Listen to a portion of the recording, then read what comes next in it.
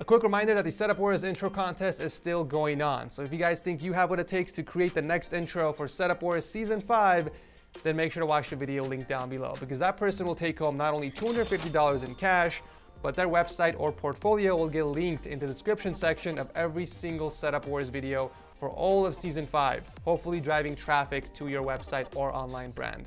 So with that said, welcome to Setup Wars episode 235, Budget Edition. We're gonna take a look at some awesome budget setups. And as always, the total budget of the setup, including the PC, is $2,000 or less. So if you're watching and you think you have an awesome budget setup to be a part of the show, make sure to watch the video link down below to learn how to enter. But with that said, ladies and gentlemen, sit back and relax because it's time for Setup Wars.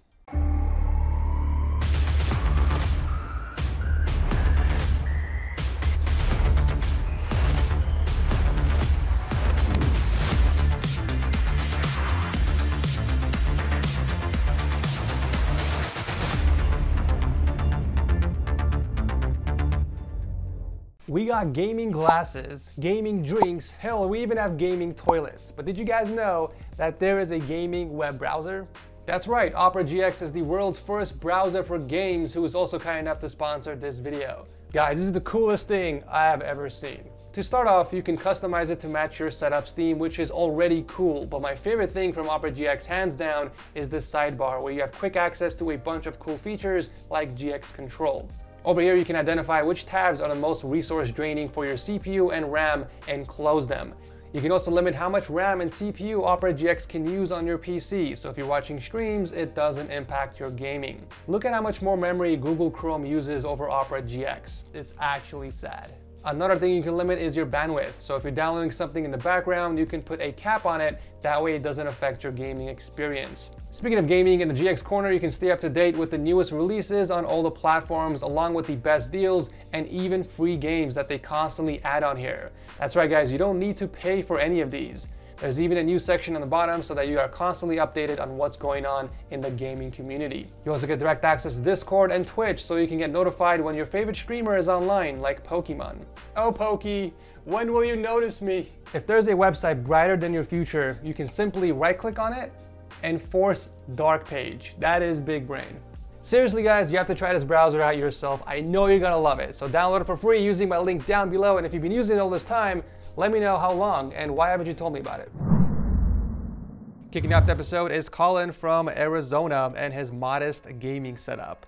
One of the reasons why I like Budget Edition of Setup Wars the most is because I get to see some really creative setups. It's always interesting seeing what people do on their tight budgets. Colin's setup definitely has that bit of creativity in there. I love the contrast in this setup. I feel like that black wall just makes everything pop that much more, and there's a good balance of white and black across the desk. Nicely done. He's rocking a 24-inch 165Hz monitor as the main display for gaming and a 27-inch LG for secondary that he mounted to the IKEA Linman tabletop. It also looks like he went with all-white peripherals. We got the Razer Huntsman Mini and the Mercury White Basilisk gaming mouse that is complemented quite well with the black extended mouse pad. Good choice. For audio, he's using a pair of Logitech Z200 speakers and the Turtle Beach Recon 200s. The PC powering the setup is a small form factor budget build inside the H510. We got the Ryzen 5 3600 paired with the GTX 1660 Super. Loving the custom cables and the Funko Pop in here, by the way. The top shelf holding up your Rubik's Cube collection and that custom C letter that you added on the wall are nice little additions to add a bit of personalization to your setup. And I think you did a great job overall in keeping this setup very organized and clean. Well done, Colin, and thank you for entering. Aw, isn't that a cute little boy? Speaking of creativity, Isaac is up next with his pretty cool dual monitor setup. I've seen that wallpaper design a lot of times, but this is the first time I've seen a tricolor version of it. I love it. I love that Isaac took a different approach for this, and in my opinion, this looks so much better than a single color. For those wondering how he made this, it's actually very simple. Those white lines are from painter's tape. So what you do is you come up with a design using the painter's tape, and then you paint each triangle with whatever color you want. And then once it's dried out, you peel off the tape, revealing your final design on the wall. The desk itself is a corner desk made out of two Linman tabletops, and it looks like he uses the setup for both gaming and editing. We got two 24-inch monitors with a TV up top. You know, you could have just wrapped those cables together and installed a raceway to cover them if you really wanted to. For peripherals, you got the K55 keyboard and the Mamba Tournament Edition mouse. At least you managed to wrap those cables together. Isaac has both a console and a custom PC. He's rocking an Xbox One S with some D-brand skins and the FX 8320 paired with the GTX 1070 Ti in his PC. I've mentioned this a few times in the past, but if you want to show off your RGB strips on the outside, make sure you're diffusing the lights. Doing so will make them look so much better. Now there's a much easier way of doing this. You can buy these frosted channel raceways on Amazon. You put your RGB strips in these and it diffuses them evenly. Say goodbye to hot spots. Just add some double-sided tape on the back and hook them up on your wall. Very easy fix.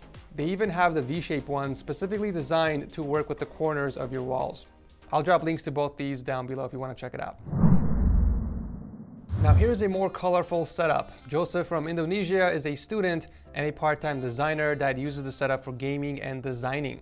He built the setup on a custom desk with a 27-inch AOC monitor, and I love that he matched the wallpaper on the monitor with his keyboard. It looks like he's rocking the Vortex series VX7 with custom double-shot keycaps and the EXO Elite from TechWare.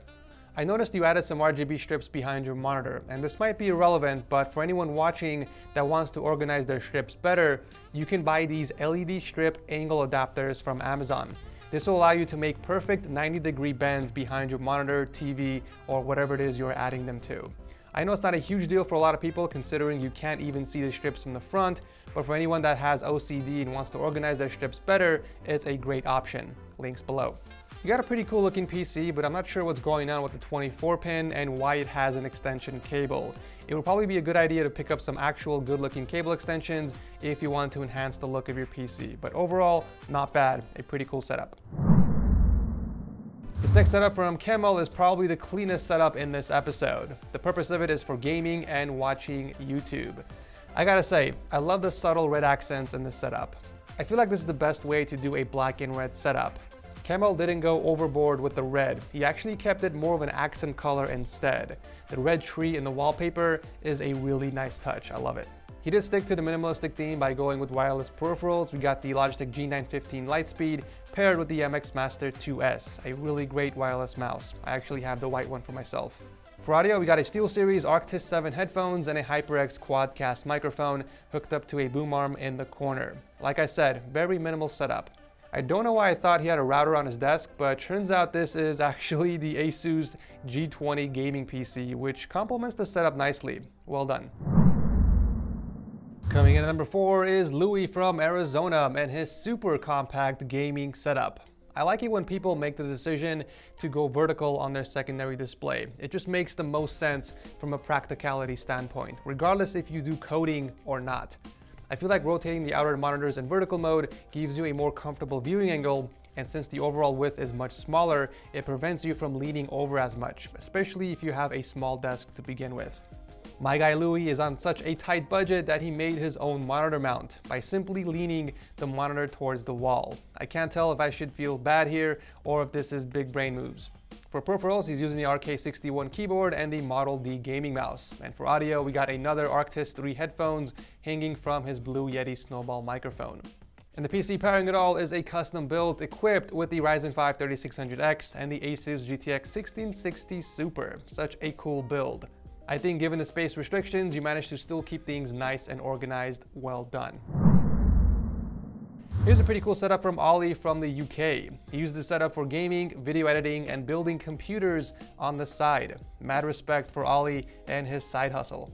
Already this one is standing out compared to the others, but sadly the execution isn't quite there. And is that a piece of tree branch that's holding up your desk? That's actually hilarious, but I love it. I love the cabin theme of this setup, but I feel like you could have done a bit more to it. Like adding some greenery on the walls or somewhere else in your setup would help complete it. After all the cool kids are doing it now. Mounting the monitor on the wall is cool and all, but you didn't follow through with covering the cables. A simple raceway would do the trick, but you can also paint it in brown to blend it in with the wall. Also, the setup looks very spaced out. I know you're flexing the amount of space you have on the desk, but spreading things out like that makes it look very empty. You should definitely take advantage of that extra space you have to personalize your setup even more, but this is definitely a great start. Speaking of personalization, here's a setup that has none. It's a clean, minimalistic setup, but it's a bit too lifeless. Setups are supposed to be a happy place. It's supposed to be an oasis where you can escape from reality. This means it has to be cozy and welcoming. There's nothing in the setup that has those qualities, unfortunately. I'm not just saying toss in a bunch of rainbow puke in there, but there are many alternative ways of personalizing a setup that don't involve lighting. It could be simple posters you hang on the wall, or a couple of collectibles or figurines you put on the desk, or it could even be completely custom. Yudho from episode 152 was the perfect example of this, where he created this awesome artwork on his wall using just styrofoam and some paint. Obviously, you don't have to do anything this over the top, but it's just an example. Now here's a setup that has the right idea, but not really the execution. Samuel from the Netherlands built this setup for gaming, schoolwork, and social media. The desk layout is quite interesting actually. So he's using a Linman tabletop with 2 Alex drawers, but he also mounted a wall shelf in the back of the desk to give it more depth. He took advantage of this extra space to hide his cables in the back and store a few things like his PS4, but personally, I feel like the monitor is now too far from him, especially considering it's a 24-inch monitor. That shouldn't be more than 3 feet away from you. Remember those right angle adapters I was recommending earlier in the video? Well, here's a perfect example of how to use them. It really does make a difference as it helps spread the light in the back more evenly. Now let's talk about the 3D art panels. I love that you added some on the wall, but the way you did that makes it look incomplete, as if it's missing something. There's just too much focus on that small corner of the room that when you start to look around, you see nothing but emptiness. The setup transitions from awesome to bland so abruptly. There needs to be a slow and natural transition from your setup to everything else around it. What I'm trying to say here is that the surrounding areas need to blend in perfectly with your setup so it doesn't look so incomplete. You definitely have a solid foundation here. Just work on spreading some of that awesome sauce around your setup. And that wraps up today's episode. As always, make sure you guys comment down below on which of these budget setups was your absolute favorite, and consider dropping a like before you head out, as it does help out the channel a ton. And if you're new here, consider subscribing because I do setup boards every single Monday. Thank you so much for watching. I love you beautiful lips, and I'll see you very soon in the next one.